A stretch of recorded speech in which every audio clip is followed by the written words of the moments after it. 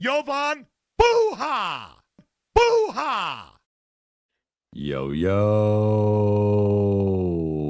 I'm Jovan Buha, NBA reporter and analyst for Buha's Block, and welcome to another episode. On today's show, I'm thrilled to be joined by Andy Kamenetzky of Locked On Lakers, ESPN LA Radio. Andy, how are you doing today, man? Good, brother, man. It's good to see you. It's good to see you. I am running on fumes, if you guys can't tell by my voice or by my face. I am here in Vegas for day 5 of Summer League. Am I remembering correctly a while back, Jovan, you and I were doing one of these shows. You briefly dropped off, and I was vamping for your show while you reconnected. I was having a camera. That was a very costly episode because I had to buy a new camera, and that was the point being, man. Yeah. If you're not up for the entire show, I can take over maybe halfway through and just vamp for 30 minutes. If you teach me how to look at the what do you call them, the super chats. The super chats. I whatever. I want to make sure everyone gets their money's worth. I appreciate it. I hope we don't get to that point, but my voice is barely here, so I will persevere through today's episode. But we had some breaking news before the show that the Lakers signed Ziaire Williams of the Brooklyn Nets to a 1-year minimum contract. He is now the 15th player on the roster, someone who I think will factor in to the rotation here. The Lakers take, I think, a fairly high upside swing on him. He is someone that still has some untapped potential. I think has really developed as a defender, as a defensive playmaker, also as a slasher, continuing to develop as a shooter. So what we'll see playing off of Luka Doncic and Austin Reaves, that the shot quality certainly is going to be higher than what he was getting in Brooklyn. But what were your first impressions of the Ziaire Williams signing, and how do you see him slotting into the rotation? I think it's a good upside, certainly for a veteran's minimum type deal. I think it makes a lot of sense. The Lakers need help along the wings. It's part of a very obvious priority to get younger. He's athletic. He's got 2 straight seasons at least 10 points per game, 2 straight seasons at 34% from behind the arc, which is not great, but I think it's acceptable. Like, I think if you put him out there at 34%, he's definitely not going to have a lot of gravity, but it means that he likely can make some open shots. His past 2 seasons also, per Basketball Reference's metrics, and not everyone does it all the same way, but he's been in like the upper half or upper third of the Nets defensive ratings, which, to be clear, I need to see more of this. It's the Nets. There's always some degree of caveat with waves arms around everything they do over there, but he was typically surrounded by some of the better defenders on that team. So there could be something to be made from it. And I agree with you. I think he's got a shot to be in the rotation. And I think this is exactly the type of deal that the Lakers should be looking for with a veteran's minimum, particularly now that they brought in Kevon Looney to kind of be that voice, among other things. And, if Kevon Looney isn't enough, I doubt some other veteran on a veteran's minimum would be enough anyway. I would rather them use that slot for a guy that they think may play or may potentially have a future with the team. So I like it.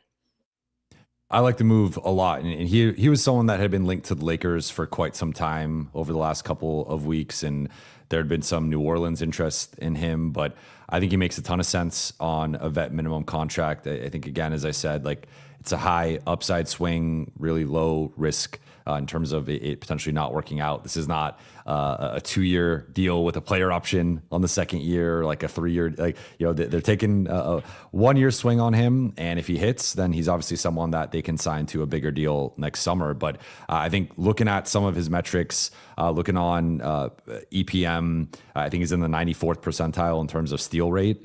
And then also looking at B-ball index, he had an A- grade in terms of his perimeter ISO defense. Looking at where he rates in terms of like guarding each position, defends point guards really well and also defends small forwards. So he's got that utility of, I think he's a 1 through 3 defender who can have some scalability defensively off the bench. I think the offense remains a work in progress. If you look at his finishing at the rim, you look at the mid-range game, there isn't much there, and isn't drawing a ton of fouls.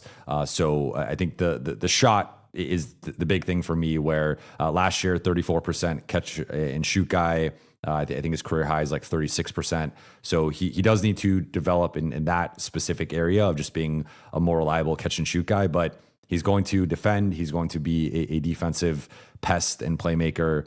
And I think for $3 million and taking a shot on a guy who's 24, about to be 25, and still I think has some untapped potential, like I really like the move. I also think that with all the offense that is already on this team, if you need Ziaire Williams to somehow pop offensively for everything to work, or you can't make it function with Ziaire Williams out there, then the offense is not clicking the way it should be, or it's better on paper than it is in reality. But, it's similar to how I felt last year with, the fifth starter alongside LeBron, Luka, Austin, and Ayton. I had wanted it to be Marcus Smart, but before he was actually available, I would have put in Vando or some defensive presence ahead of Rui, even though I think Rui's a better player than any of the options, simply because if Luka, LeBron, Austin, Ayton doesn't give you enough offense, then something doesn't work with either the system, the player combinations, whatever. That should be enough. They need more defensive presences, or even potential defensive presences, more than they need another guy who can guaranteed pop offensively. And I think right now, like, we're going to touch on the Summer League guys and the potential with Adou Thiero and Cameron Carr, but I would say the current version of Ziaire Williams is ahead of those guys defensively in terms of an NBA context. So while I think those guys have probably higher upside than him at this point in each of their respective careers, especially Cameron Carr, what he's shown so far in Summer League, it does exist somewhat in theory, right? Like with Carr, it's some of the eye-catching playmaking he's blocked a three-pointer every single game, and you see he's also blocked some shots at the rim. Like the playmaking is potentially special there, but he still needs to work on the discipline, the fundamentals defensively. Adou sometimes can be a bit overeager and can wildly close out or jump at pump fakes or whatever. So I think those guys are still works in progress defensively with some real tools, where Ziaire still has some upside on that end that I think the Lakers can try to unlock. But to me, if he's kind of battling those guys right now in the rotation, at least from a defensive standpoint, I think he's a more ready-made product that until those guys, I think, are ready for bigger roles, he can at least kind of be that placeholder with, again, the upside to grow into a bigger role. What's funny is he's not that much older than Carr or Thiero. He's only a couple years older than either one of those guys. Like he's played 5 years in the NBA already. Yeah, he just turned 24. Like in my head, I thought Williams was like 26, which still would be awesome for what the Lakers are trying to do with getting younger, more athletic. He's like, to your point, he's been around for a while. He just turned 24. That's crazy. Yeah, and I saw there's a comment here from Constellar that he's just another Vando/Cam Reddish. I would push back on this with a couple of things. So Vando, well, first of all, he didn't get a player option. Well, yeah. First of all, that's great. No player option. Right? So it's different. It's a different situation. But no, Vando's never averaged double-digit scoring, right? So Vando, I think, has just always been a pretty limited offensive player. And if you look at him versus Cam Reddish did, he was in that like 10, 11 point per game range for the first 2 years of his career. But the efficiency, both as a 3-point shooter and inside the arc, is just much lower than Ziaire Williams. So I think Ziaire, like he to me is a guy that you want to simplify things in terms of you primarily want him shooting at the rim or shooting threes. And I think the mid-range game right now is just something that's not really a tool in his toolkit. But as long as he's doing those two things, and either at the rim as a slasher, a cutter, a finisher in transition, or spotting up along the arc, like those are the areas where I'm more comfortable with him operating. And I think as of right now, he is a better 3-point shooter up to this point in his career than Cam Reddish, and a more efficient player inside the arc. So I would point to those. Like, I mean, I think you can make some similarities maybe with some of the defensive playmaking stuff. And Cam was also strong at playing passing lanes and steals and deflections and that type of stuff. And that's where, I mean, Cam had a couple of coffees with the Lakers in terms of being a starter and having some useful stretches. I think they were brief. And I think he was cast into a role that was a little bit too much for him. But he did have some moments there where he was a useful player. I just think Ziaire, to me, has more offensive utility and is a bit more of an efficient offensive player. I think also, too, that one of the key differences between Reddish and Williams, and this isn't really necessarily Cam Reddish's fault per se, but I think it became a part of it. Reddish's presence in the contract became seen as an extension of the LeBron/Clutch Lakers dynamic and the power struggle and all of those things. Ziaire Williams doesn't have any role in it. Ironically, Ziaire Williams could maybe represent the thawing of the perceived feud and dislike between the Lakers and Aaron Mintz from CAA. Mm-hmm. So I guess maybe we're all learning to play nicely again. He used to represent a lot of players who were with the Lakers during the kids' days. So and there had been a perceived, if nothing else, and rumored distaste between the two sides. So again, I like this with Ziaire Williams. I think it makes a lot of sense. He fills a need for this team, both positionally and I think with overall traits. I think if he can be a solid 8th or 9th man, maybe even a 10th man, that's good. Like, remember, JJ Redick during his exit interview made it very clear the back end of the rotation needs to be better.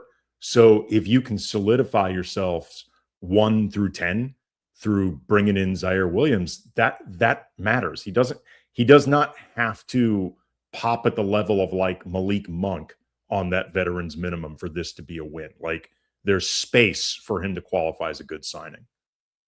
Definitely. And again, the context here, minimum signing, 1-year deal, I think incredibly low risk.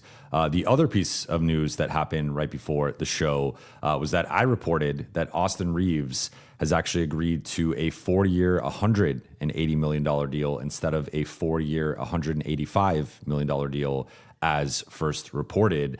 So I got this scoop last night and been working on it this morning. But my understanding with the situation was that the Lakers are trying to have as much space as possible next summer to sign someone to that non-taxpayer MLE. So there was a conversation with Austin and his side, and they were able to negotiate that down from 185 to 180. I don't know the exact breakdown per year. Spot Track has it as him taking about a $1.7 million discount over years 2, 3, and 4. So I don't have full clarity as to if it's just for year 2 or if it's each of those 3 years. But Austin did overall take a $5 million discount compared to what had been agreed upon.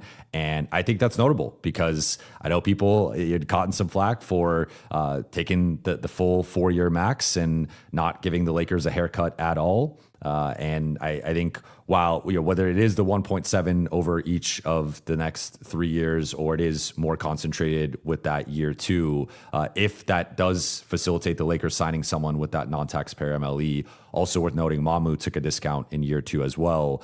Then I think that is a notable development here, and if nothing else, just shows that like Austin wanted to be here. Obviously, there was some outside interest that I think led to him getting a bigger contract than maybe the Lakers had initially expected. But I just wanted to just, throw that to you and see what you thought of him taking a slight discount. Yeah, I think it's great. I mean, first of all, I hope it was strategic in terms of the timing of it, just so you make it worth it. Or as worth it, as beneficial for the Lakers as possible as it is for Austin, with whatever his reasons for wanting to do it, whether to help the team. I think also, and I doubt this is why Austin did it, just so it's clear, but I think there is a benefit to it. People knowing that he took $5 million less will help, I think, in terms of them taking in his new deal and evaluating his worthiness of that deal, because his salary basically, somewhere between twice to tripled its amount. And Austin is rightly going to be scrutinized differently. He's going to be evaluated differently, and he should be. Like, his responsibilities and importance on this team, particularly with as much money as the Lakers have invested in him and Luka together as fairly similar players. And full disclosure, and anybody who is a regular on Locked On Lakers who's here, A, thank you. B, you'll know I've said this. I have some reservations about that much money being invested into very similar players in terms of strengths and weaknesses and styles, all that stuff. It's not that I don't think Austin's a good player. I think Austin is a very good player, full stop. I'm not convinced he's quite as good as the Lakers have both decided that he is and frankly need him to be. And that's not a knock on Austin. It's, if you're going to be the second best player on a championship caliber team, you got to be really effing good. Like, I mean, I think it often gets underestimated, whether by fans, media, I think sometimes even teams, just how good you have to be at that level. Like, even if you're the third or fourth best player on a championship level team, you're really good. Like a starter, a rotation player for a championship level team. Like, there are levels to all of this. So I've had reservations along those front with Austin, even though, again, I think he's very good. It in some ways has as much to do or amount to do with Luka, but we know Luka's not going anywhere. But I think this will help Austin in terms of the way he's seen by fans. Again, I doubt that's why he did it, but it's sort of an extra side benefit. Yeah, and I think we're seeing now with the new CBA, every dollar matters. This is why when people were talking about potentially waiving and stretching Vando, I was pushing back against that, just stating that $5 million could come back to haunt the Lakers as soon as next season. I mean, we see now that between Austin and Mamu, they're trying to position themselves to use that non-taxpayer MLE and add another defensive wing next summer. But just in the future, I mean, you're seeing with OKC and how much they're above the second apron and the potential penalty with that and how they're trying to move money around. Denver and the Peyton Watson situation and how they're trying to navigate that. So with the new CBA, every dollar matters. And even if it is 1.7 over each of the next 3 years, or if it is a larger amount for year two specifically, that I think will potentially matter for LA. So I think it's a nice gesture, and it's also a nice gesture in my opinion, just because it's something that he didn't have to do. They had already given him the 185, and this was something that retroactively happened, where he was like, I will, like, if this is going to help the team potentially make a move next summer, I will take a discount to facilitate this. So, yeah. Really quick along these lines too, and so it's clear, I don't think Austin was in any way obligated to do this at all. Like, I truly don't. That being said, though, it is a gesture that I think also potentially at least speaks to him being one of the leaders of this team. Like, he and Luka now have really been elevated in their leadership status, particularly with LeBron and Marcus Smart out the door. And I think those two guys last year were they were the two, I think, loudest voices as leaders, and they arguably were the two most important voices, or two of the most important. And there's going to be more expected along these lines from Luka and Austin. And taking $5 million less is a gesture of commitment, and commitment is part of leadership. So I think it also can be extended to that as well. Now, let's turn our attention to the current stalemate that the Lakers are in with Jonathan Kuminga. This has been the big buzz here in Las Vegas. Anyone I talk to, anyone I run into, it naturally comes up. Jonathan Kuminga, that is the name that has been attached to the Lakers. The Lakers have been in pursuit of him. And my understanding, as has been reported, was there was some potential moves in place for the Lakers to clear that $10 million in cap space to sign him to a 2-year, $20 million deal. He was not interested in that. He wants more years and more overall money, higher AAV. So as of right now, with the Lakers having the full roster and now being above the cap, they've officially done their moves. They officially re-signed Austin. They officially signed Grimes and Sexton and Mamu, and just signed Kevon Looney today. The Lakers are above the cap. They're about, I believe, like 12, 13 million under that first apron. So if they are going to acquire Jonathan Kuminga, it is going to be with the trade matching rules, which I've been posting about on X and talking about on here, where if it's $8.8 million or less, they can take back up to double the amount of that salary plus $250,000. If it's over 8.8 million but less than 29, they can take back roughly $9.1 million more. And then if it's above 29, which I think is unlikely based on the contracts the Lakers can actually trade, then it's 125% of that outgoing salary that they could take back. So realistically, I think it would be one of those two first buckets of either some combination of under 8.8, or I think if you're Jonathan Kuminga and you're trying to get your way, it's above that 8.8, because then you could take back a bit more. So with Kuminga watch right now, and it partly being dependent on LeBron and where he ends up specifically with Cleveland, and if he goes back there, where are you at with the potential of adding Jonathan Kuminga? Is this the missing piece right now for the Lakers offseason based on where the roster is currently at? Or do you think this is more of like a nice to have? If it happens, it happens. But if you're the Lakers, you don't necessarily need to go out of your way to try to make this happen. I think it is a missing piece simply because they need more reinforcement along the wing, like big wings, small wings, whatever. And Kuminga, that's his position. I would not, and I understand what makes Kuminga intriguing. I genuinely do. I think, frankly, the whole league does, because there's rarely been a player who's accomplished what he has, who can generate headlines and hold as much attention as Jonathan Kuminga. So clearly the NBA world sees something. Is he the missing piece? No, because he's not proven enough to be a missing piece. Like, I don't think he's done enough in his career to be considered a missing piece. He has also not, frankly, shown himself to be enough of a teammate and somebody who will eagerly look.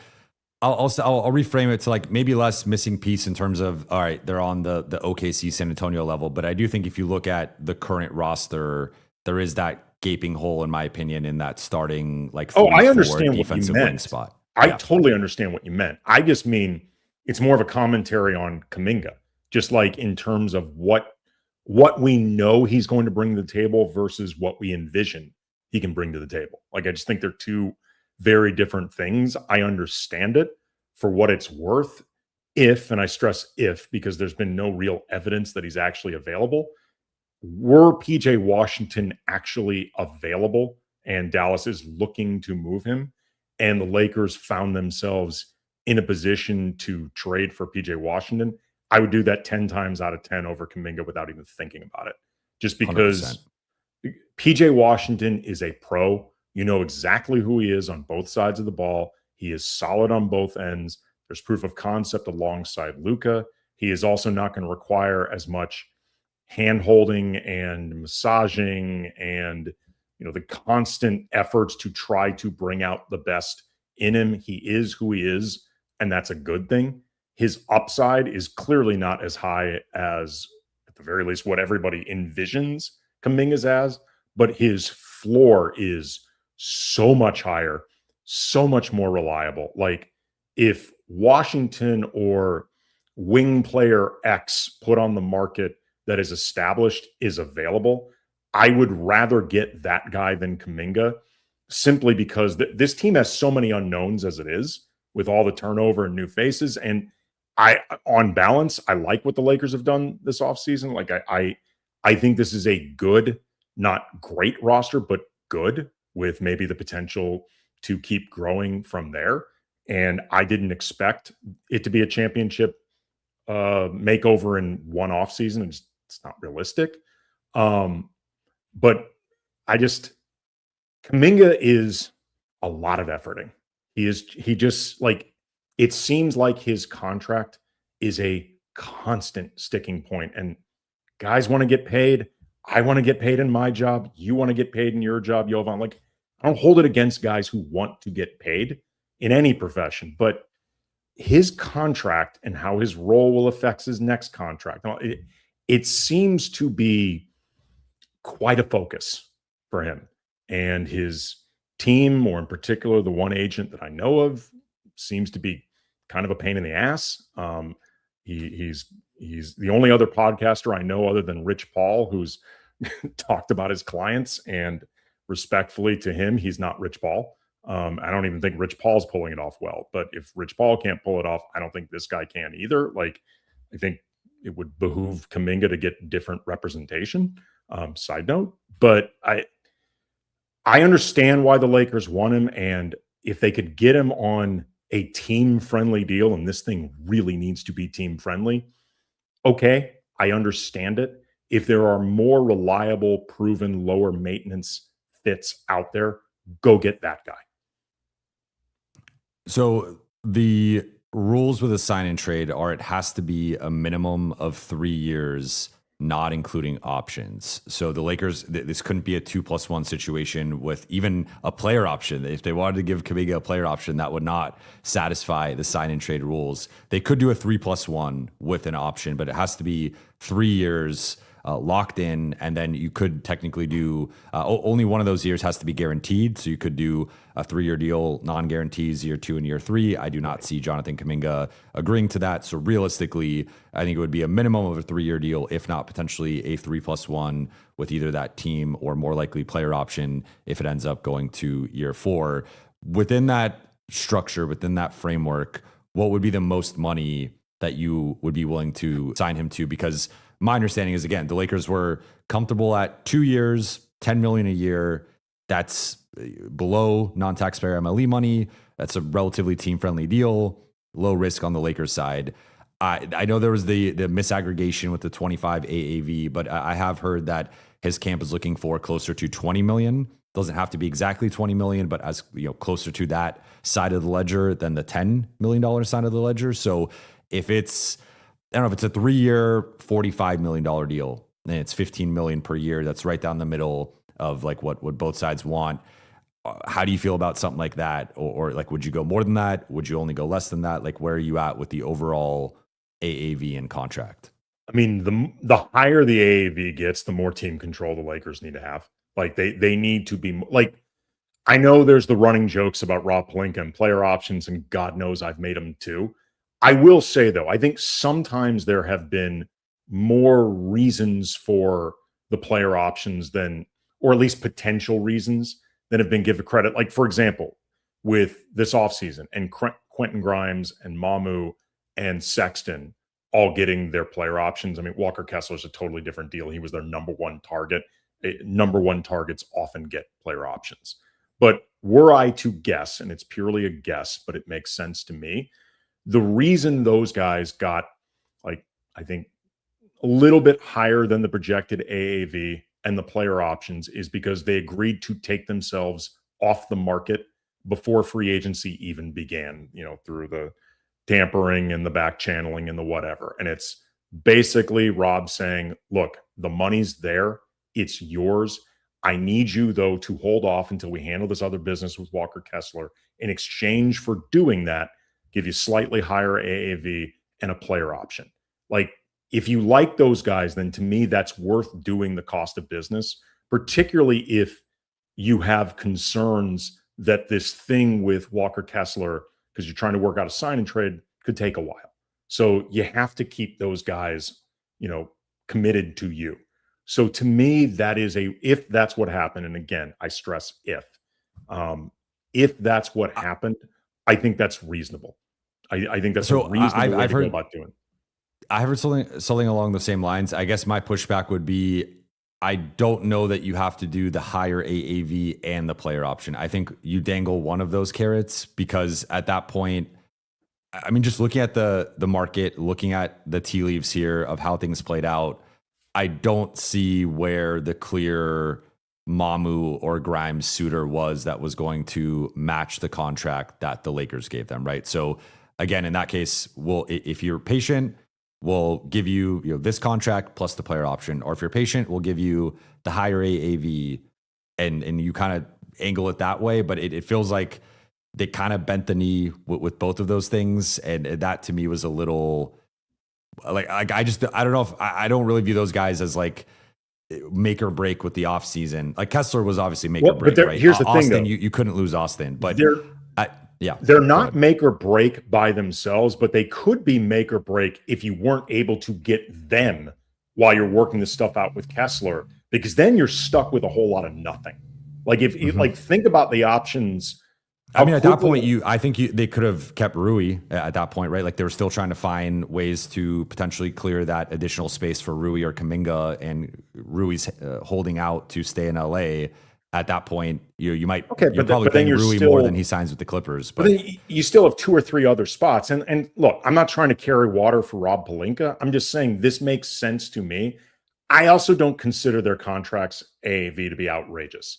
Are they on the higher end? I don't either. I think that's why like a nudge, like $1 to $2 million probably. Like I look at Mamu and I'm like, I think Mamu and Dean Wade, for example, are pretty similar level players. I actually think in talking to people around the league that people are probably a little higher on Dean Wade than Mamu. Dean Wade signed a 4-year, $39 million deal. Mamu signed 4-year, $52. Like that's, I like, even if you think Mamu's better than Dean Wade, I don't think he's $13 million better than him over the course of 4 years. Here's my general thing with all the contracts they did. And again, not all player options are created equally. Again, if they gave Jonathan Kuminga, for example, a player option, unless the AAV is far lower than what he wants, and I guess every AAV is always lower than he wants, but I think you understand what I mean. If they gave Jonathan Kuminga a player option, I would say that's insane because they've already been doing a lot to make him happy to theoretically sign a deal and get traded over here. And I don't think the market for Kuminga's services is that hot. And again, he seems like somebody that's going to require a lot of work. I would be highly critical of that unless the AAV is just very low, in which case, okay, there's the obvious trade-off. The way I feel about it with all these offseason signings is Rob just needs to be right. As long as he's right, these are going to be movable contracts. Like you will be able to move these guys because they're not outrageous. But you need to be right with everybody. Like, and I'm including Walker Kessler. I'm including Austin Reaves. As long as he's right, then I think they're fine. If he's not right, then obviously it's a real problem because they are borderline without any outs, unless you're starting to talk about moving like Cameron Carr. They're pretty boxed in. But if he's right, I think they're fine. So that's generally how I feel about it. I don't think the contracts everything kind of hinges on Kessler, right? Like, I mean, that's really the one where the price was so steep in terms of what I don't think the AAV is crazy. I think the trade price was obviously steep. And if Walker Kessler is unequivocally a top 10 setter in the league, then it's a win for the Lakers. If he's injured or somewhere closer to like league average or even below that, then obviously they're screwed. they're in a tough spot. But you see, like that's also though, to me, that's more a function of the way Rob has generally done business, which is putting so much emphasis on building through cap space, whether you're talking about free agents or whether you're talking about trades, as opposed to, and maybe this offseason represents a bit of a shift because he gave out actual commitments and now has a lot of tradable contracts. But like with Walker Kessler, he's your number one target. So you have to be willing to give up a certain amount if he's your number one guy. But also too, like if you're going into restricted free agency, that often will require an overpay one way or another. If you're going into trading, it will often, or it can for a guy like Kessler, especially as a restricted free agent, could require some overpaying. They also too, at this point, like they traded their 2 tradable firsts. At this point, if you're not willing to trade 2 of those for Kessler, like then, and he's your number one guy, then there's an element of what are we doing here? Like, because what are you going to do with those 2 firsts, at least that seems immediately out there, that would be better than the player that you've evaluated Kessler to be? Or if say you kept one of the firsts, like what are you really going to do with 1 first at this point with everything else you don't have? You know what I mean? Or sign and trade for Jonathan Kuminga. That's what you do. I'd rather give up 2 firsts for Walker Kessler. But or like, if you took the first individually, like what are you going to do? I would say talking to people out here of just like what was the backup plan for the Lakers, right? Because I think the Kessler conversation comes up. All right, it's a steep price, a lot of risk, whatever. I'm like, he was my number one center target. He was my number one overall target. I even was saying the week leading in, it was probably going to be 2 firsts, I felt. And the swaps might not even convey. So like they exist right now in theory as a potential cost. It could just end up being the 2 firsts, assuming the Lakers are as good as we think they'll be over the next half decade or so. But my understanding was like, at least, talking to people around the league, like the backup plan was probably going to be Mitchell Robinson. And maybe even like a center by committee with Mitchell Robinson and someone else. And like the drop off from Walker Kessler to that, like, I mean, Mitchell Robinson is not a starting option. You can't even play starters minutes. So I just, if you think about like where, like the conversation right now, if it was like, all right, you locked in Grimes and Mamu, you add Sexton, and then you end up with like Mitchell Robinson and maybe DA is still on the team, or you sign someone else in the center market. I think we'd just be looking at this team completely differently if that was the offseason outcome. And I think it'd be a pretty disappointing outcome. Yeah, absolutely. If he's your number one guy, then he's worth that. Again, you just have to be right. Yeah. So let's hit on Summer League guys, and then we'll get into some Q&A. So, I mean, this was the thing I wanted to lead the show with, but there's just been so many developments over the last couple hours and really over the last like 48 hours or so. Lakers played Friday and Saturday here in Vegas for Summer League. And this team has been incredible. They have been so fun. The defense, the athleticism, the ability to overwhelm their opponents physically. And it's been Cameron Carr, Adou Thiero, Chris Mañon, and of course, Arthur Kaluma, who has been the breakout here over the first couple of games in Vegas.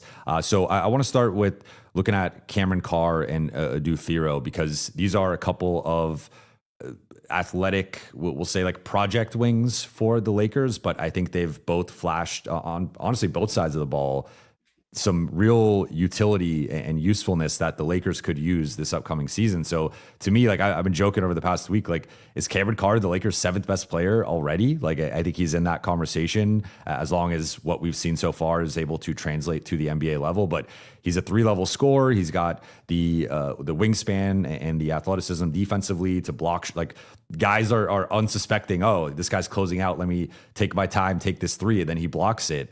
And so you're seeing what he could do on both sides of the ball. Then Adou has been a man amongst boys, and he's sealing, back sealing guys for lobs, and he's slipping out, getting dunks and fouls. He's point forward at times, and then defensively, he's also racking up the stocks. So with those two guys in particular, and I think those two guys are also these wild cards within the rotation of there's a version of this where even if the Lakers stand pat and one or both of those guys really hits, that it just changes how we view the starting group potentially. It changes how we view the rotation, and it just changes how we view the Lakers' lack of perimeter defense, athleticism, etc. So what have you seen from those two guys, even going back to the California Classic in San Francisco through this point? And how do you feel about them as of right now going into the projected rotation next season? I agree with you. They've been super fun to watch. And I've been very pleased with the Summer League in general, with the guys that I think either could be on or will be on the roster in the case of Carr Thiero, or a guy like Mañon, who's going to have a 2-way. We'll talk about Arthur Kaluma and the possibilities there, I'm sure. But I've been very pleased with those guys. Side note, this has been the most entertaining Summer League team the Lakers have put out in probably a decade. Like they've been really since the 2017 team. Yeah. Definitely. And without really like even an above average, I think, table setter and facilitator. They've just managed to make this work. Carr has been terrific. I love his confidence with his shot, and the shot itself is gorgeous. He shoots it with no hesitation. It seems to me like his release speed is good. That athleticism that we all heard about, we've seen it, whether you're talking about, a few blocks that he's had in space with that length. And he's, off the top of my head, I remember one really good drive and two-handed dunk that was a lot of force. Something also that he talked about in his introductory press conference, Cameron Carr, he played on ball a lot at Baylor during that breakout season, but he said that he played with one of the best point guards in the nation in high school. So he was used to playing off ball. And we're seeing that a lot. Like he's been on ball a fair amount, to be clear, but there's also been a lot of plays where he's like run off curls off screens. Then he gets fed to pull up for a midi or relocating for catch and shoot threes. And he seems very comfortable off ball. And that's something that he's going to need to be in order to thrive on a team with Luka and Austin, and for the time being, Colin Sexton and some other guys. But also too, like, and I don't want to make this purely about him versus Dalton, although in some ways it feels like Cameron Carr was a redo draft of what they expected from Dalton. Dalton playing off ball has been an adjustment that he just has not been able to make well. And I think a lot of what Dalton did at Tennessee, understandably, he has not had the opportunity to do with these Lakers, and adjusting away from it has been a real problem for him. We're not seeing that with Cameron Carr. I'm not going to pencil him into the rotation yet just because we need to see it at the next level. But where I do think it is possible is simply because, like, I did some scouting reports for Locked On about Cameron Carr once the Lakers got him. And then even before then, talking with some of these same people about this overall draft class in general, they thought it was filled with a lot of guys who could play right away. Like, you know, that you could put on an NBA floor right now on a competitive team and they could at least play 15 minutes. There's nothing we've seen from Cameron Carr so far that makes me think he can't do that. I'm not saying it will happen. I'm just saying there's nothing that gives me pause. And Thiero, after that first game where he was in full-on Leroy Jenkins mode and just frankly out of his effing gourd, like he was so sped up, he has slowed down and I think trusted his athleticism as opposed to constantly trying to push the needle into the red. And he's looked really good. Like, he's still raw. He's still a project. There's a lot of refinement that needs to take place. But tell you, man, his first step in those drives at times is disarmingly fast. Like, there have been a few times on his drives where I've actually audibly gasped, whoa. Like, and he goes with so much strength and speed and athleticism. He's drawing a lot of fouls. Like, even if, you know, the handle can still be a little bit of an adventure and the decision-making can be a bit of an adventure, he's hard to stay in front of. Like, you often just have to foul him. And after that first game, I really like what we've seen from Thiero. I'm not ready to put him in the rotation yet, but assuming he can stay healthy, this feels to me like, if nothing else, an actual arc that we were supposed to have from him developmentally last season that he just wasn't able to do because he was hurt the whole time.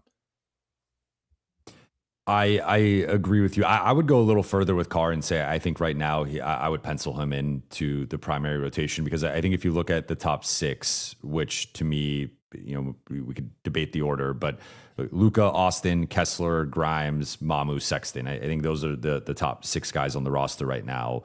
Once you get to spot 7, which I would say maybe as of right now is Jake LaRavia, from that spot of the roster on, I think Cameron Carr has far more offensive utility and just the off-ball finishing ability as a cutter, as a shooter, as a guy who can come off screens, who can be on the ball if you need him to, though I think obviously he's going to be primarily off of the ball. I just think that's at a level that Jake can't get to, Adou can't get to, Vando, Ziaire, like those guys some of those guys are barely 1-level scorers to say anything of 2 or 3 levels, where Carr, I think I've really liked his problem solving, where he, to me, is really let the defense dictate how he attacks. So it's like, okay, if you're going to play me aggressively and try to top block me, I'm going to back cut you. Or if you're going to give me space off of this curl, I'm going to flare out for the shot. Or if I'm going to come off the curl and you're in drop, well, I'm going to hit the little pull up, which I think is an underrated thing that not a lot of guys, at least on this current roster, have, again, past the top 6. So I just think, if nothing else, like we know JJ likes offense, we know JJ likes shooting, and as long as he can provide a baseline level of that, and it's not like he gets out there in training camp in the preseason and becomes like a 32% catch and shoot guy or something like that, I think he's going to have a baseline level of just 12 minutes a night, right? Like it can build up from there, but I think he's probably slotted in right now for me as like the 8th or 9th man, depending on how they view him versus Ziaire. Adou, I think, to me, he basically just has to beat out Vando. Like, I think there's a lot of overlap with their strengths and Well, weaknesses. JJ will certainly get in the space to do that. He will. So I think it's a low bar. JJ's going to give him tips on how to beat out Vando.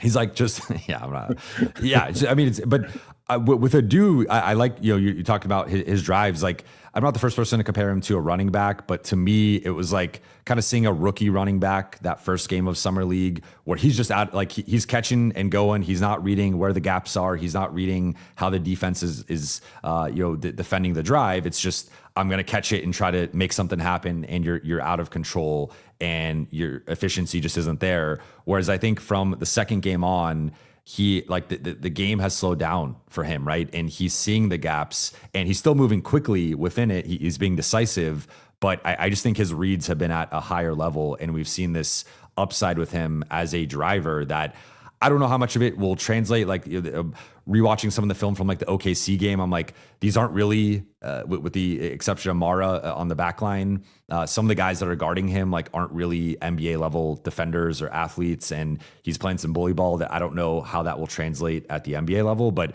I think just the raw speed, athleticism, power, strength, like he's got, I mean, I just think he's one of the top athletes straight up in the NBA. And he's figuring out how to channel that right now. But as long as he can channel that at a certain level offensively, I think the defense, the rebounding, the motor, that's all there. And we've already seen that even in the playoffs. Like his limited bursts, he was getting offensive rebounds, and like he was kind of like this puppy out there who was just all amped up. That stuff, I think he will continue to refine and channel properly. It's the offensive end with him where it's just like, he still hasn't been able to make threes. His shot looks, I think, a little better, but he's missing wide open threes left and right. And that's like the final part for him is just right now you play off of him, you give him the runway, and like you don't respect the shot. But I think both guys have a shot here to be like ultimately like the 8th or 9th men on this team. Now that's probably like the ceiling outcome, I would say, based on this season. But if they hit and it's like those guys are pushing Jake LaRavia and Jared Vanderbilt for minutes and their role, I think that's a real win for the Lakers. Yeah, I mean, just a couple things really quickly, because I know there's a lot of ground you want to cover. With Thiero, it feels to me more like he slowed himself down, and by extension, the game slowed down for him. Like, I think that really was the first step, even before however he takes in the game changes. With Carr, just so people understand, I think it is totally believable that he could end up in the rotation. It wouldn't shock me at all. I just don't want to set him up for expectations that may not be fair to him.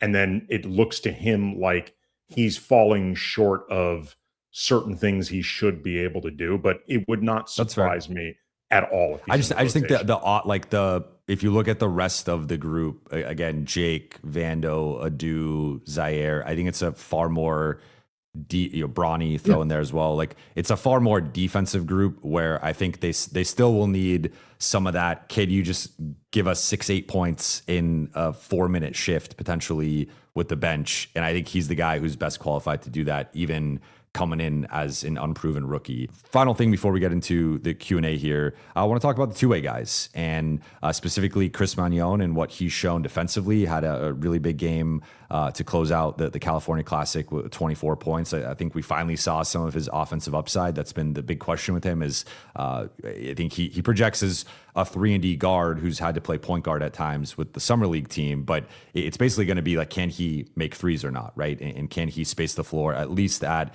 a baseline level to where he's playable? Because if he can't, for as great as the defense has been, it's just really difficult to be a guard who can't space the floor at a minimum level and play games, no matter how great you are defensively, or you have to be like the top 1% defender in the league, which I don't think he's quite there. I think he's a really good defender, especially for a two-way guy, but I don't think he's quite like that level.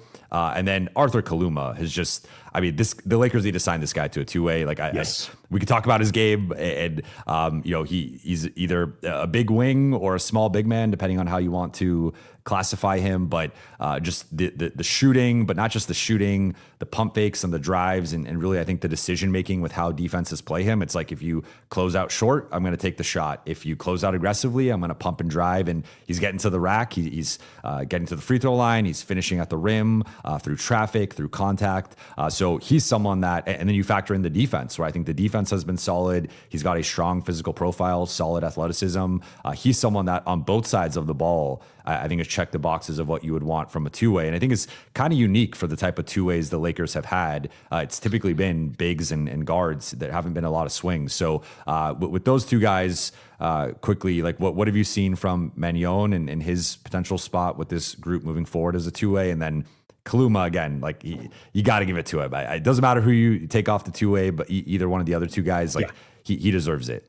Yeah, I think Mañon, that defense, I think is NBA level. Like, I'm not saying that it would translate at the exact same impact at the G League, where he's been first team all defense. I believe he was the runner-up for Defensive Player of the Year in the G League last year. So I'm not predicting that it's going to translate at that level, but I do think it's NBA level defense. And if nothing else, Chris Mañon has kept his two-way contract secure. Like, at the very least, it's not going anywhere.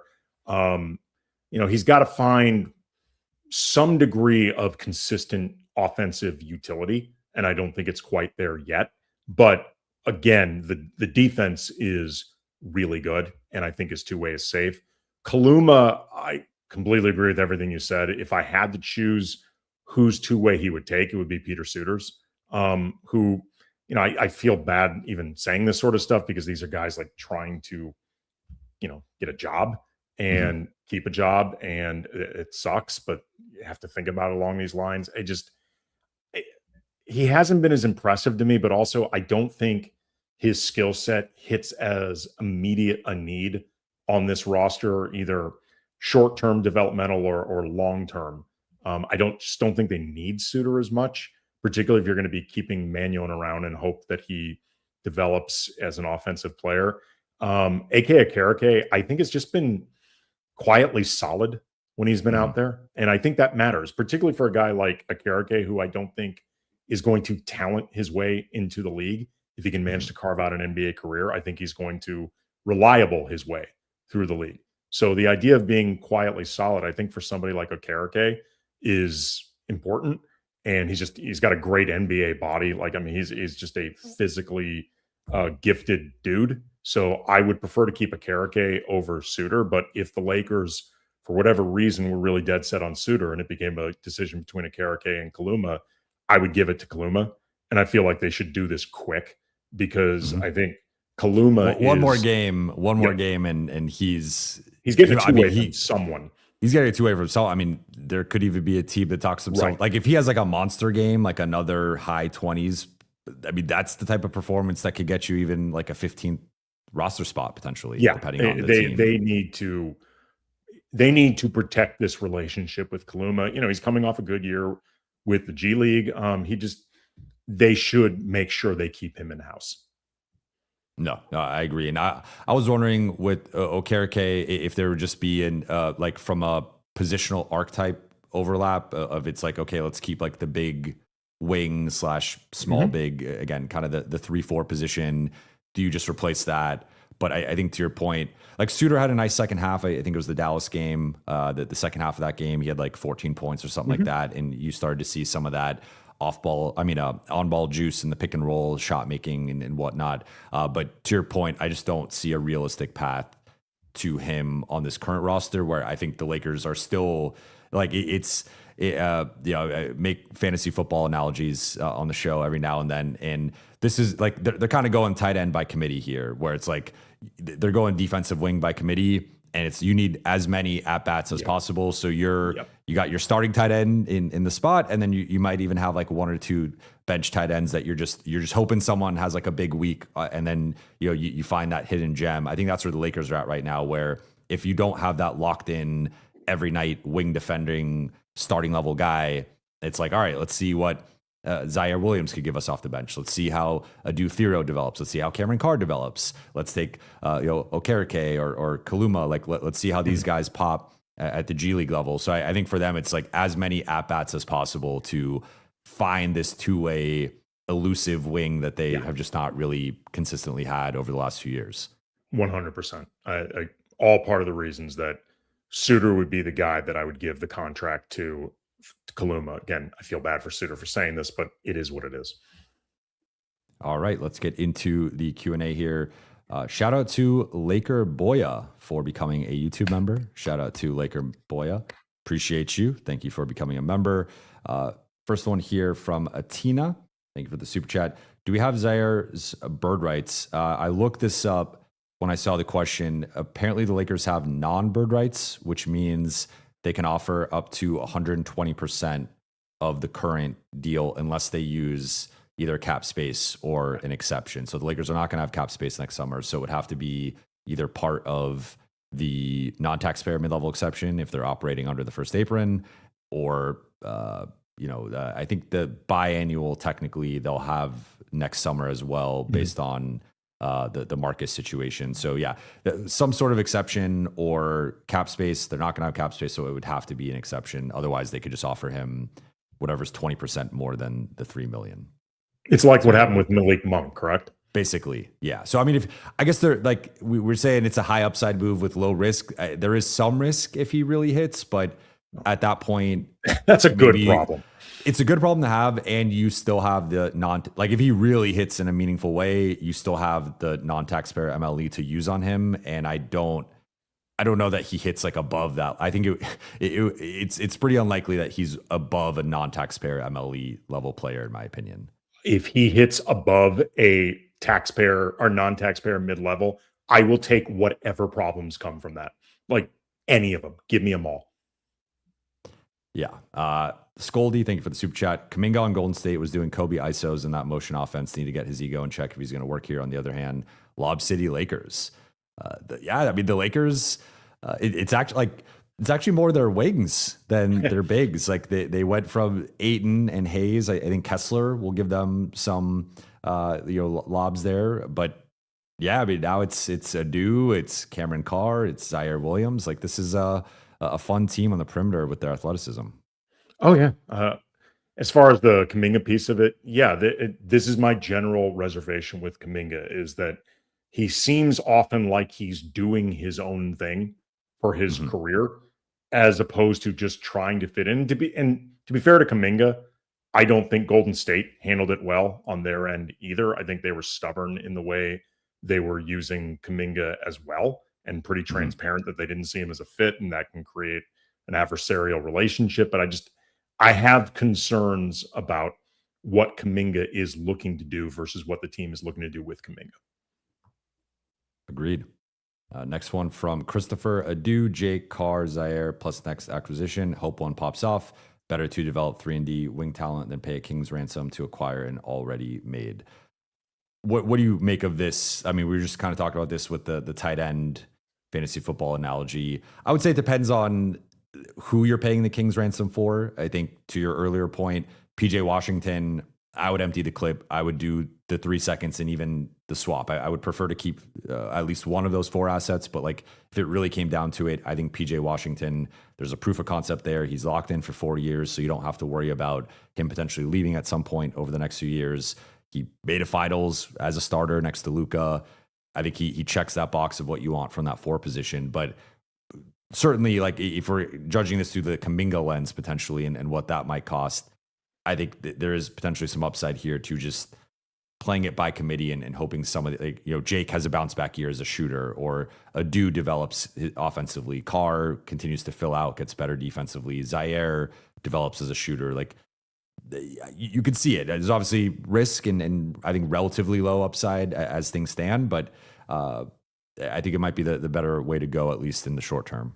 In a perfect world, you end up with both. Like, you find that elusive wing and you develop some of the other guys. Next one from Francis Laker. Never behind a paywall, 100%. Appreciate you. Sports World Talk. Is this buy for Kuminga? Thank you for the super chat. Not necessarily. The Lakers, the roster's full, so that's a factor in any potential trade where, I think it would probably just be a player or a couple players for Kuminga. So if anything, the Lakers would be clearing a roster spot. But with them going above the cap, the only way to get Kuminga was going to be a sign-in trade. So already they were going to have to deal with the Hawks to get Kuminga. So like the cap space, clearing the room to sign him, that was off the table once they made their other moves final. Yeah, I think right now they're kind of safeguarding in case they can't get Kuminga or bigger name Wing X. Like they're kind of preparing themselves as best they can if that's how things shake out. But by every indication, they're still looking. Next one from Daniel, who came out for the meetup yesterday in Las Vegas. Thank you for the super chat. On the bus back to SoCal. Thank you again, Jovan. My most memorable birthday weekend so far. So blessed to have met you. Proud to be a supportive member of your community. Keep up the great work. Well, I appreciate you. Happy birthday. He also had the first Buha's Block t-shirt that I've seen in person. I've had people send me that they've purchased it and them wearing it, but I had yet to see someone in the wild. He wore it to the meetup. He also wore it to the Lakers game. So appreciate you and happy birthday. That's awesome, man. Like, for real, congratulations as somebody doing this independently, that you are reaching a point where people are creating gear and wearing it out, or wearing gear out in the wild. That's awesome, man. No, it's very humbling, and I really appreciate it. Logical Laker fan, thank you for the super chat. Full roster almost certainly signifies a trade. No. The Lakers typically like to have 14 guys and not 15. So I could see some, I think they could dump Dalton in the next 5 minutes if they so choose to, right? So it's up to them. I think they choose to. They need the opportunity to do it. I think they've made that choice, Jovan. All right, maybe they can't. I don't know. No, I think they could. I just think that they've wanted to, clearly they held off on making those moves because they were trying to see if there was something out there that was worth clearing the cap space for, and if Kuminga would take less. That was not the case. So they were like, all right, we're going to proceed above the cap. And then now if we acquire him, it's going to be via sign and trade. But I mean, I don't think it's signifies a trade is looming necessarily, but typically based on how the Lakers have operated, they do like having 14 guys, not 15. So I would not be surprised if they do the Kuminga trade eventually, it's 2 for 1, or if not, just end up doing a cost cutting, dump someone somewhere, and then have the 14 guys. Yeah, that's how it's shaken out. Jeffrey J. Cal, thank you for the super chat. Feels like our team is capable of scoring 120 plus points per game. Do you guys think they could hold teams to 115 or less, or do we need another defensive wing? I'm guessing yes. Yeah, they definitely need at least one more defensive wing. The offense on paper looks like it could be pretty amazing. Again, you got to see it actually happen, but the ingredients are there. The defense has a lot of questions. There's no way around this. Yeah, I agree. I've been saying that. I think with the exception of Cleveland, and even Cleveland, you could argue with, they got Mobley leading the way, but Strus, we'll see if he's back or not. Sure, I'm not going to get into the roster by roster breakdown, but with the exception of maybe Cleveland, and even then they have Evan Mobley technically as a 4.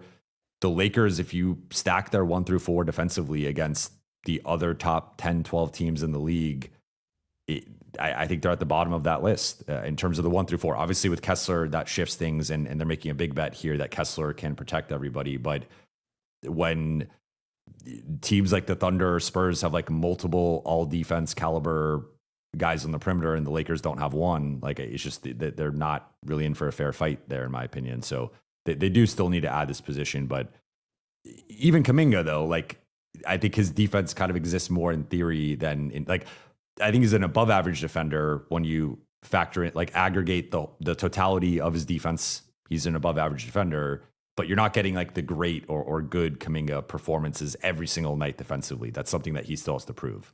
Yeah. I mean, he's an unproven player, which is part of the reason why I'm kind of hesitant to jump through this many hoops for him.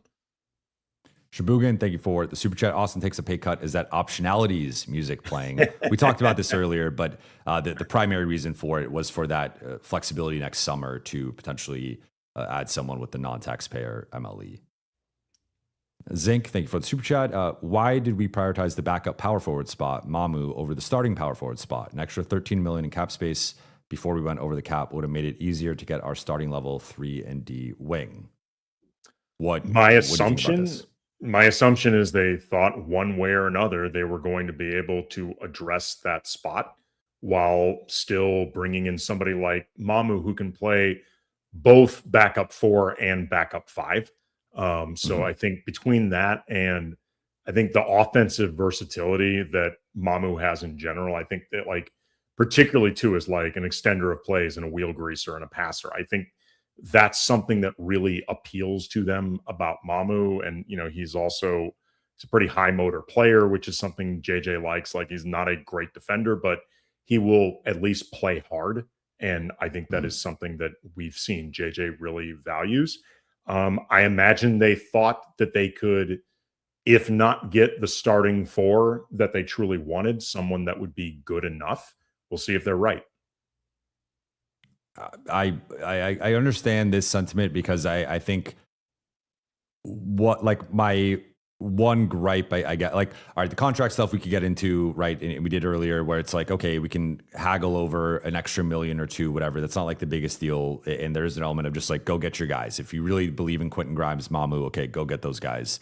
My thing was more so that I think like a proper slotting of this group is Kessler starting wings slash forwards that are not on the team, Austin and Luka, or I guess like more point of attack, 2-3 type guy who can guard down, and then like a 3-4 type guy who can guard the best big wings and forwards. And those two guys aren't on the roster, and then they prioritize getting 6, 7, 8 Grimes, Mamu, Sexton.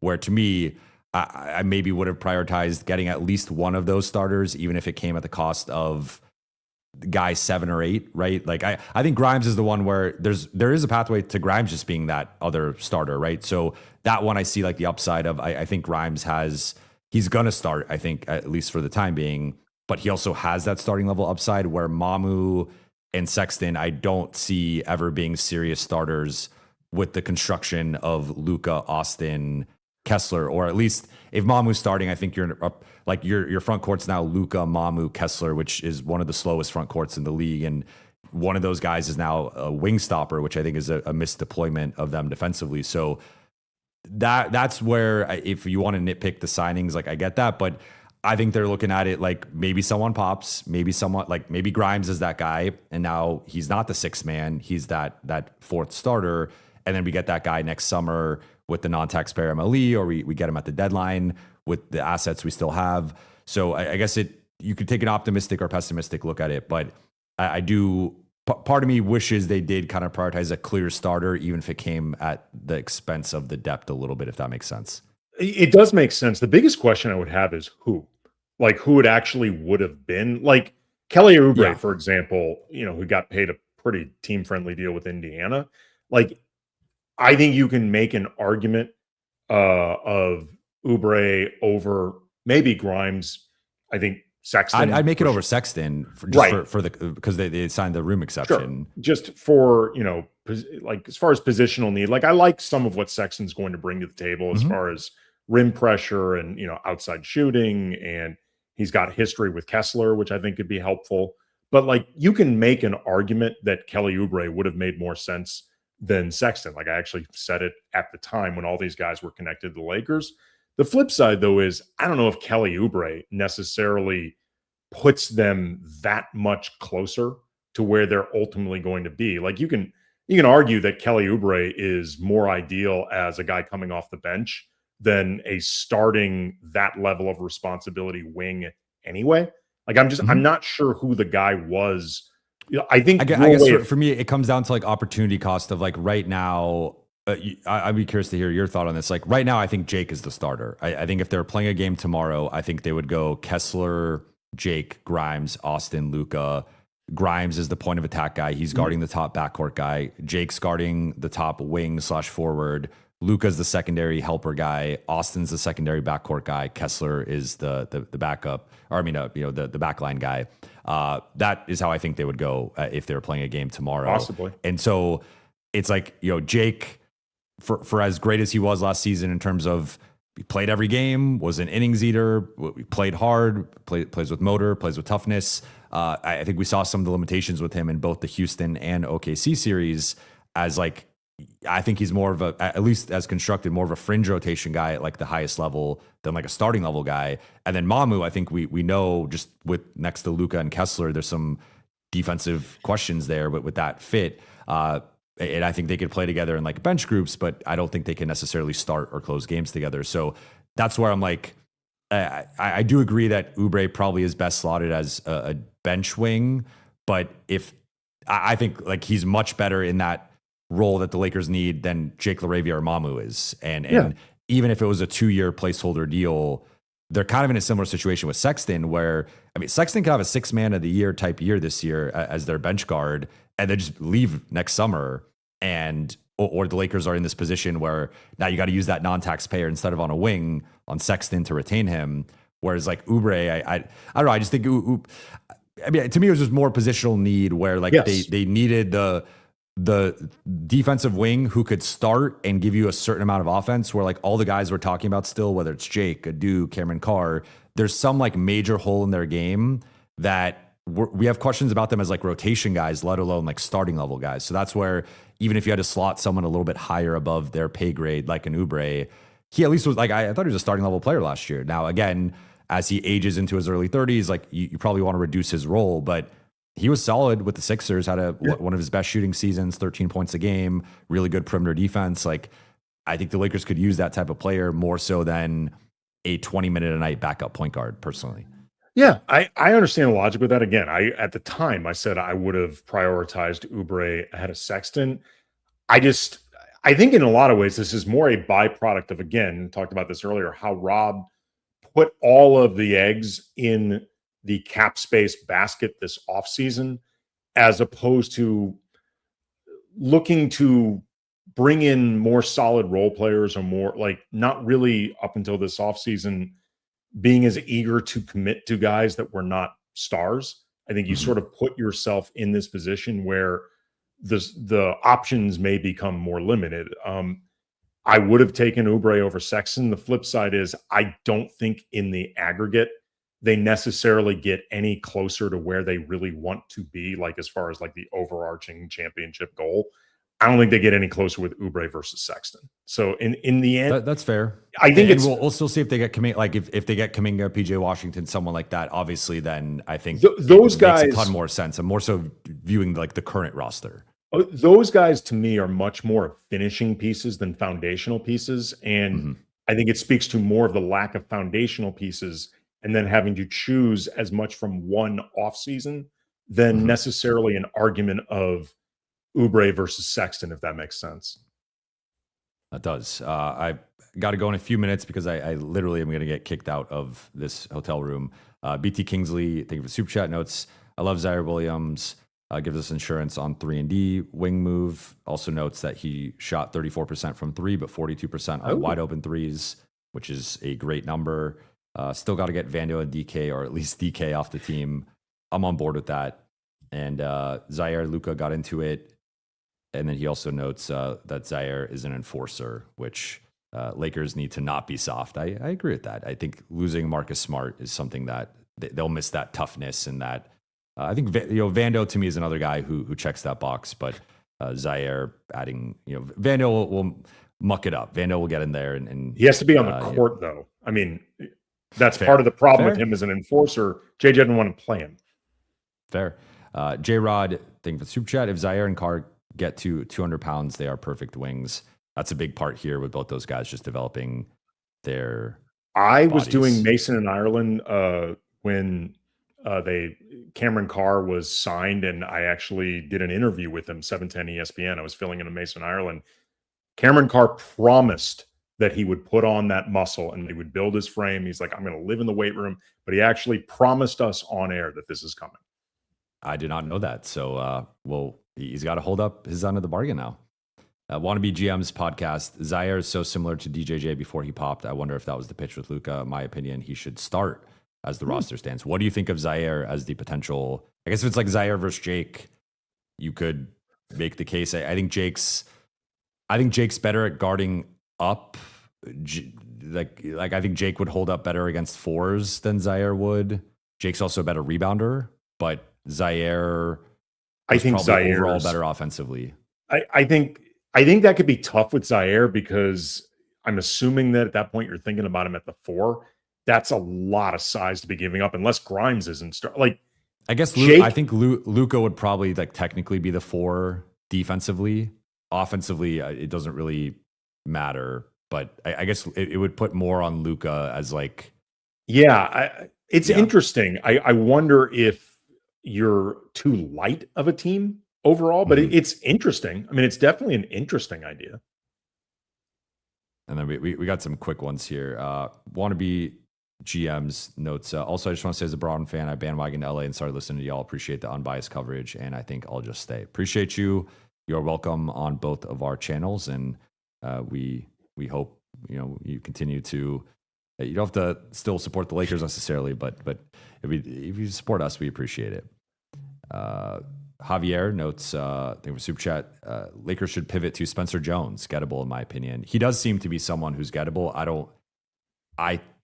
I think he's better than the minimum, and if I had like the biannual, if I was some smart team, I would try to use like the biannual on him. But if you could get him for the minimum, yeah, I would take him in a heartbeat. You like Spencer Jones? Yeah, he's a good player. BT Kingsley, LD notes the starters with Ziaire in there, and then Sexton, Carr, Jake, Mamu. That's the top 9. Yeah, I think that's probably the top 9 right now, and it's looking good. And then hey, you got to figure out a longer term starter at the 4, but we'll see. This one's funny from Drew. Average monthly barber cost for both of y'all. Well, mine is approximately $0 a month, and frankly, a year. I do not have much going on there. So the average is really brought up by Jovan and the work that he clearly puts into that hair, which, by the way, I don't blame him. When I used to have really good hair, I put in that type of work too. So I will say I moved from West Hollywood to Redondo Beach back in January, and my barber also moved around the same time. So I tried doing it at the shop, making the drive. It's not a fun drive going from Redondo Beach to West Hollywood. So I would say my barber costs have gone down. It used to probably be closer to almost $200 a month, and now it's probably closer to around $100 a month. So wow. I'm getting a cut every 2 weeks, and sometimes sooner if I need it for TV or something. In defense of the genre, who would bring more drama, LBJ coming back or Kuminga? I'm going to say Kuminga, because I think if LeBron pivoted and came back, I think it would be like this kumbaya kind of situation where, he did come back on a minimum. He bought into the Lakers' vision. Maybe this was the play. This was the play all along. He wanted to misdirect or whatever. I don't know. I think Kuminga would be the one. I mean, I think the answer is LeBron, simply because LeBron brings so much more attention than Kuminga. Mm-hmm. Like if you were defining drama in terms of things that lock everybody in, and then also will get the fan base all ginned up again because there are a lot of Laker fans that don't like LeBron. I think the answer is LeBron, just because he's LeBron. I think the one that might feel like more of a hassle would be Kuminga, if that's how you're defining drama. That's fair. I got a few more here. If you got to go, I can answer these by my. No. Yeah, just go through these quickly. Javier again, empty the clip on Peyton Watson. PJ only if plus Christie. I would say that I think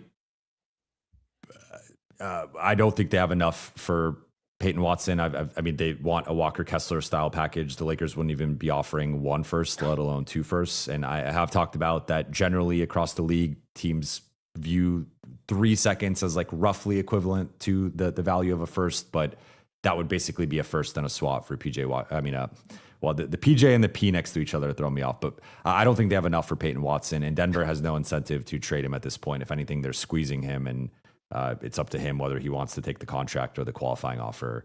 But I would take PJ and Max Christie in a heartbeat. I just, Dallas would not do that. They'd want more. No, they have no reason to trade Christie. He fits with the timeline of rebuilding.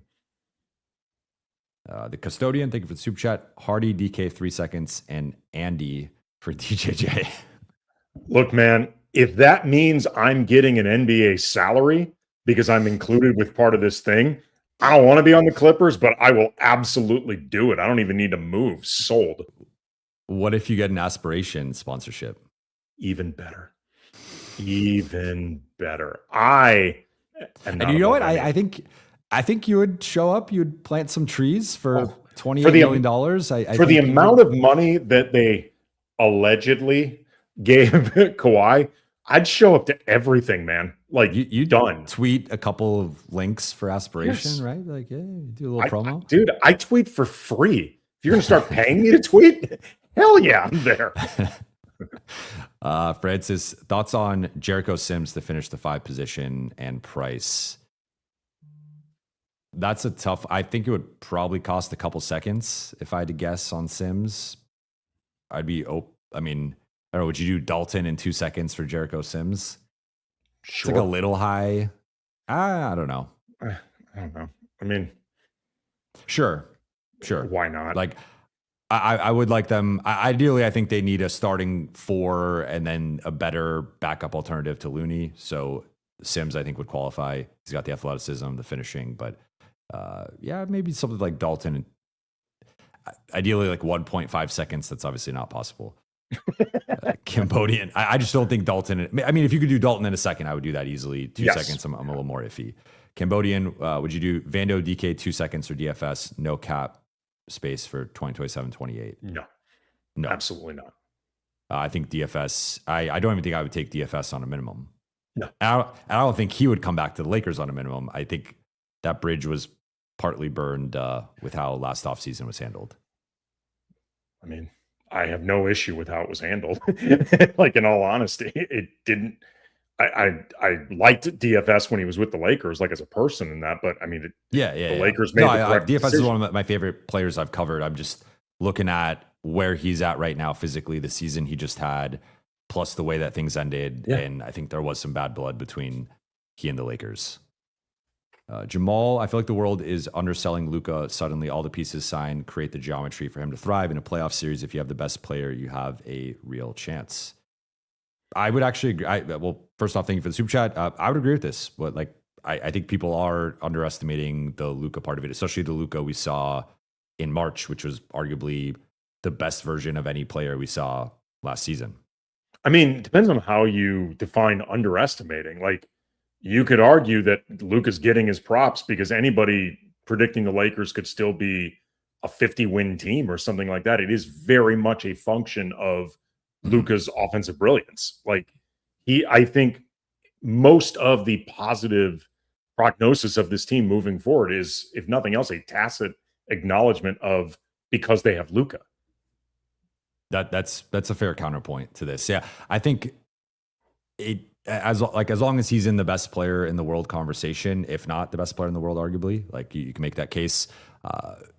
The Lakers have a shot. I think the difference is when you look at OKC and San Antonio in particular, they have 2 guys they each have a guy who's in that conversation, plus a level of continuity and been through playoff wars together now. In the case of San Antonio, they finally had their like first playoff run, but made the finals. OKC's won a championship, multiple deep playoff runs. So like, there's just like a level of, they have better depth, they have better defense, they have better continuity. And I think that's like the mountain that the Lakers are trying to climb now, is like, how do they offset that? Laker boy, I think for the super chat. Jovan, because of you and Trevor, I started my own Laker page on X, hoping to be half of both of what you do. Follow back would mean a lot, Laker boy. I will shoot you a follow after the show is over, but I appreciate you and glad to hear that. Good luck with everything, and would be happy to be a resource. Jamal, I do not see a question, but I appreciate the super chat. And then final 2 here, Polster or Star, thank for the super chat. I generally don't want Kuminga. His agent is unbearable. It would be another distraction. Speaking of team, what will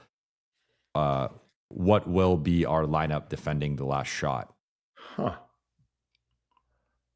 I mean, Luka, Austin, and Kessler are going to be out there simply because it's rare. Politics. Even with, yeah, exactly. Yeah, standing. As far as we saw that at the end of the season with the Lakers with the whole benching Rui thing. It was like, yes.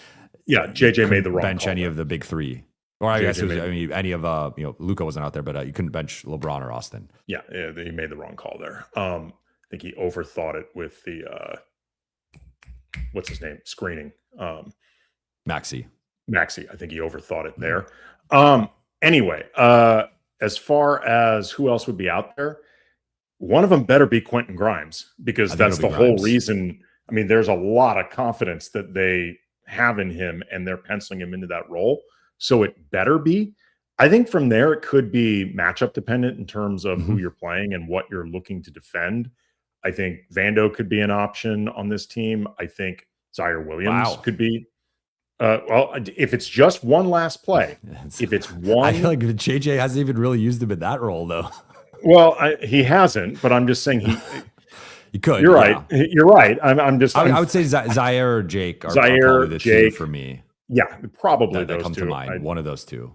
I guess I'm thinking about this more just in terms of who actually can defend. But you're right.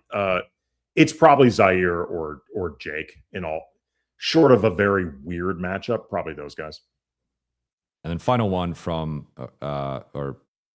okay, we got two, but these are both quick. Final one from or second to last from Cage Brit. Got PJ or JK at a similar money. Will we get non-taxpayer next summer? I think it's probably unlikely, because even they had these minor pay cuts with Mamu and Austin, and that's still, I think, kind of iffy. So. But I guess my counterpoint to this would be, if you look at who's realistically going to be available, I would definitely want PJ over the guys who are available. Kuminga, depends on how the season goes, but like effectively this acquisition would be your non-taxpayer MLE addition, a year early rather than next summer. Yeah, we actually talked about this on Locked On Lakers as part of the reason I would just, if he actually is available, and again, stressing that I would just trade for PJ Washington. Who are you likely going to get with it's Lou Dort, it's Max Strus, it's Derrick Jones Jr. Like those are the three top perimeter. I feel like the odds of finding somebody definitively better than PJ Washington, I think he's better than all those guys for the record. So just, if that's what you're worried about, I feel like you're overthinking this. Just go get the guy. And then final one from Karl Marx, an appropriate ending here. Thank you for the super chat. Best of 7, 2020 Lakers or 2010 Lakers, who wins? 2010 I will defer to you. 2010 Lakers. I covered both teams for what it's worth. That's why I'm deferring to you. I think it's 2010 Lakers. They were a combination of so big and so tough and so talented. And I think the 2020, just so nobody misinterprets this is not asterisk bubble champion, any of that bullshit. Like I truly believe the 2020 championship team was really good. That was a hard title to win, yada, yada, yada. I can only choose one. I would choose 2010. This one's really close for me, because I think while I will say the 2010 Lakers was the last Lakers team I officially rooted for, because that was the end of my high school going into college. I went summer of 2010 was my going F to you, Jovan. F you. Well, how dare you age me like that? F you. Well, but my point being was so that hung team, around this long if I knew this was coming. That team will always have a special place in my heart, because that was the end of my fandom when I was I'm going to USC, I'm going into journalism. I can't be a fan anymore. I have to be Mr. Objective analyst here. So that was going out on a high note with my fandom. So that team has a special place in my heart. I will say, I think Anthony Davis in 2020 would give that front, for as big and great as that front line was, I think he would give Powell and Bynum and Lamar some real problems, and be better. These guys managed to handle Kevin Garnett. He's pretty damn I think good. That version of AD, I think 2020 to AD is better than 2010 Garnett, though, right? Maybe, Garnett, but that version of KG post injuries, right? Post 2009, I think he wasn't quite the same player. AD to me was clearly a top 5 guy in the league. I don't think KG was still at that level. And then I think LeBron would give. I mean, you're going to put Meta on LeBron, but I think now, of course, Kobe's going to do what Kobe does against KC, whoever you're putting on him, KCP, Danny Green, Caruso. I feel like they have better options to throw at the Lakers. I think that team's better defensively, but then you could argue the other team just with they had this special thing, that the special quality offensively with the passing and having the three-headed big monster, having Kobe as the closer. Yeah, I think that's like a coin flip for me personally, but I will defer to the person who covered. You've also got a whole team that basically all has championship experience, because other than Meta, they basically brought back the exact same team. That's true. Curious. The chat seems kind of split. Some people say 2010 way better, 2020 crushes. So yeah, that's a fun one. I really like that question. But that is fun. Andy, appreciate the time. I will link Locked On Lakers in the show notes. I will link your X account. Anything else you want to plug before we get out of here? Your appearance coming up later this week. You're planning to be on Locked On, so home. I definitely want your audience to be aware of that. Appreciate you guys for tuning in. I will be back on Wednesday. I am in transit tomorrow, so we'll be on the road. Will not be available unless something crazy happens, which of course means LeBron will sign tomorrow, or the Lakers will trade for Kuminga, and then I'll have to go live. But barring one of those two things happening, I will be off tomorrow, then back on Wednesday. Shout out to the Late Night Gang. Shout out to the chat. For those watching on YouTube, please be sure to hit that subscribe button, turn on channel notifications, like and comment on this video. For those listening on wherever you get your podcasts, please be sure to follow, download, and leave a 5-star review. I'll be back Wednesday. I'll talk to you all then. Shout out to the chat and enjoy the rest of your day.